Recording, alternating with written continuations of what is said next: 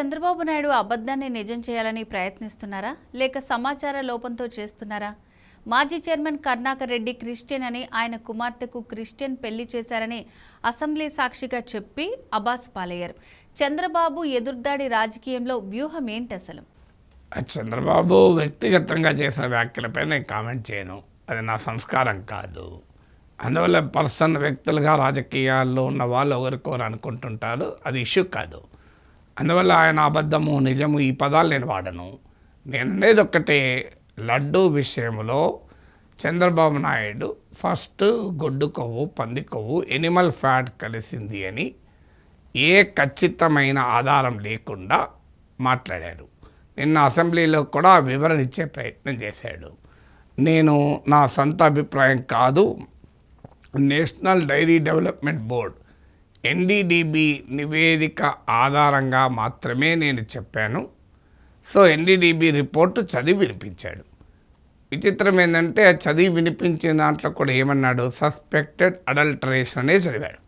Even Chandrababu కూడా NDDB రిపోర్ట్ను అసెంబ్లీలో చదివి వినిపిస్తూ సస్పెక్టెడ్ అడల్టరేషనే అన్నాడు. అంటే ఏంటి? సో బీఫ్ టాలో లాడ్ అంటే పంది కొవ్వు గొడ్డు కొవ్వు కలిసి ఉండే దానికి అనుమానాలు ఉన్నాయి, దానికి ఉన్న టెస్టింగ్ వాల్యూస్ని బట్టి. కానీ ఎక్కడా కలిసింది అని చెప్పలేదు. కానీ అదే అసెంబ్లీలో ఒకవైపు ఎన్డీడీబీ రిపోర్ట్ చదువుతూ అనుమానం అని చెబుతూ ఇలా గొడ్డుకో ఎనిమల్ ఫ్యాట్ కలిసి ఉంటుంది అని సస్పెక్టెడ్ అని చెబుతూ తర్వాత ఎన్డీడీబీ రిపోర్ట్ చదివిన తర్వాత తన వ్యాఖ్యానం ఇస్తూ క్లియర్గా కలిసిందని ఉంది అన్నారు. సో మరి చంద్రబాబు గారు చదివిన ఎన్డీడీబీ రిపోర్టే కదా నేను చెప్పేది. అసెంబ్లీలోనే వితిన్ మినిట్స్ మొదలు సస్పెక్టెడ్ అడల్టరేషన్ చదివి తర్వాత క్లియర్గా ఉంది అని కామెంట్ చేశారు. అంటే జనం మరి ఇవన్నీ అబ్జర్వ్ చేయరా? ఇప్పుడు మీరే ఆ రిపోర్ట్ చదివారు, అందులో కలిసిందని క్లియర్గా లేదు, సస్పెక్టెడ్ అనే ఉంది. సో ఇప్పటికీ కూడా దాన్ని డిఫెండ్ చేసుకోవటానికి నానా తంటాలు పడుతున్నారు. సో అక్కడే చంద్రబాబు చేస్తున్న పెద్ద పొరపాటు. వాస్తవంగా కల్తీ అనేది ఆల్రెడీ మీకు ఈ ఛార్జ్ షీట్లోనే స్పష్టంగా పేర్కొన్నారు. దాంట్లో చాలా వివరంగా 200 పేజీల్లో ఏ రకమైన కల్తీ జరిగింది, దానికి అనుసరించిన విధి విధానాలు ఏంటి, ఎవరెవరి పాత్ర ఏంటి, ఏ రకమైన నెక్సెస్లు పనిచేశాయి, ఇలా డీటెయిల్స్ అన్నీ అందులో ఉన్నాయి. ఉన్న తర్వాత ఇక ప్రాబ్లం ఏంటి, నెక్స్ట్ స్టెప్ ఏం చేయాలి?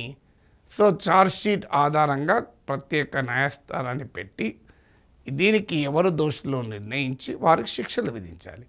అది వదిలేసి ఇది కాదు ఇంకా ఏదో కలిసింది అని చెప్పే ప్రయత్నం వల్ల ఏం సాధిస్తారు? రాజకీయ ప్రత్యర్థుల్ని శిక్షించడానికి ఇది సరిపోతుంది కదా. ఒక చుక్క పాలు లేకుండా కేవలం రసాయనిక మిశ్రమాలతో నెయ్యి సృష్టించారు, అది కృత్రిమ నెయ్యి అని ఛార్జ్షీట్లో పేర్కొన్నప్పుడు దాన్ని నిరూపించగలిగినా సరిపోతుంది కదా శిక్షలు పడటానికి.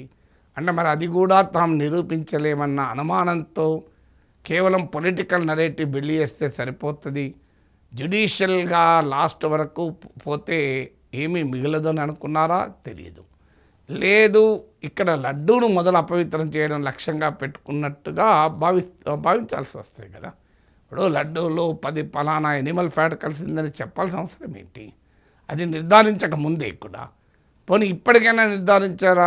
ఛార్జ్ షీట్లో పేర్కొనలేదు. మీరు ఎక్కడ పేర్కొన్నారు చెప్పండి ఎనిమల్ ఫ్యాట్ గురించి? సో మీకు పవన్ కళ్యాణ్ ముందు ఎనిమల్ ఫ్యాట్ కలిసిందని చంద్రబాబు అనడంతోనే అన్నాడు. తర్వాత మళ్ళీ జాయింట్ ప్రెస్ కాన్ఫరెన్స్లో ఏమంటాడు, అనుమానం అనే అన్నాడు. బీజేపీ వారైతే ఇప్పటికీ ఎనిమల్ ఫ్యాట్ గురించి ప్రస్తావన కూడా చేయడం లేదు. చంద్రబాబు పవన్ కళ్యాణ్లతో కలిసిన ప్రెస్ కాన్ఫరెన్స్లో కూడా మాధవ్ ఈ పాయింట్ చెప్పనే లేదు. గొడ్డుకు పందికొండ పదాలు కూడా వాడలేదు.